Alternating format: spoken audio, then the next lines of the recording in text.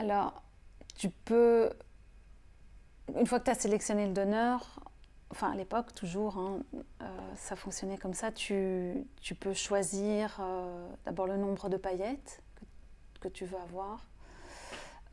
Et tu as aussi des donneurs avec une évaluation de la mobilité des spermatozoïdes qui est plus grande, enfin, donc un sperme de meilleure qualité.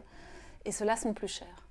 Alors je ne sais pas du tout comment eux établissent le prix et quels sont les critères, mais ça peut rentrer aussi en ligne de compte. Et tu sais aussi combien il y a de paillettes disponibles, et ça dépend de ce qu'eux ont dans leur banque, mais aussi des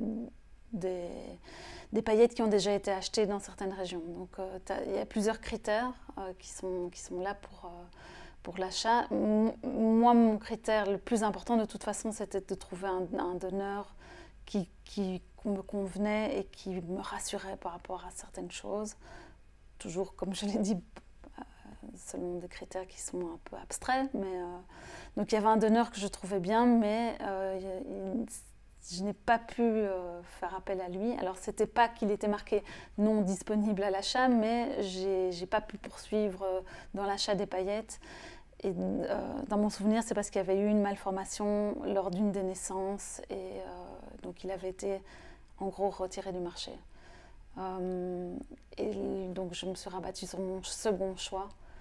Et le critère aussi, c'est qu'il y avait plusieurs paillettes disponibles, sachant alors que si jamais dans ce processus de PMA, il y avait des difficultés à concevoir, je restais toujours avec le même donneur.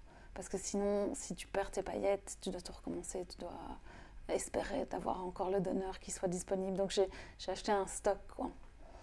Donc voilà, c'est ce côté un peu surréaliste. Et donc j'ai acheté en fonction de mon budget aussi, donc j'imagine qu'il y a ça rentre en compte pour certaines, le budget rentre en compte pour certaines personnes. Plus tu as de l'argent, plus tu as du choix et plus tu peux acheter des réserves en fait de paillettes.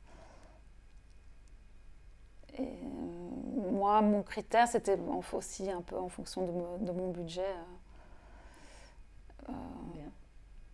Je pense alors le prix, est-ce que c'était 800 € par paillette, 600 €, quelque chose comme ça, je ne me souviens plus très bien.